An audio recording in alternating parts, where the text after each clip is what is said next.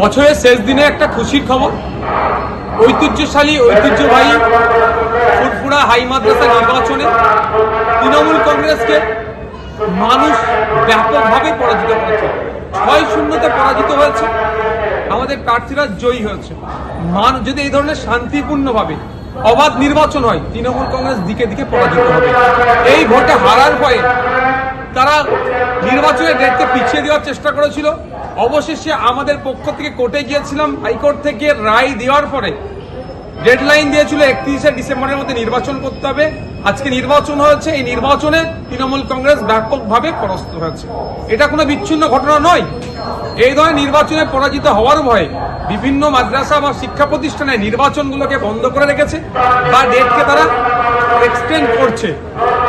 যে রাজ্যের যে কোনো শিক্ষা প্রতিষ্ঠানে যদি নির্বাচন হয়, তৃণমূল কংগ্রেস এবং শান্তিপূর্ণ অবাধ নির্বাচন হয়, তৃণমূল কংগ্রেসের এই দুর্দশার চারিদিকে হবে।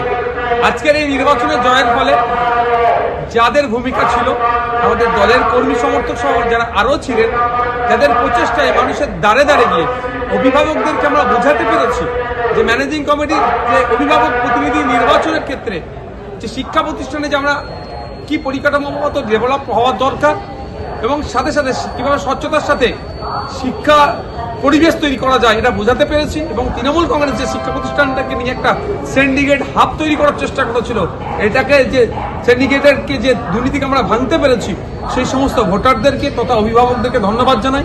আরও ধন্যবাদ জানাই যাদের প্রচেষ্টায় আমরা আজকে জিততে পেরেছি, সেই সমস্ত আমাদের কর্মী সমর্থক এবং বিজেতা প্রত্যেক প্রার্থীকে আমরা ধন্যবাদ জানাচ্ছি।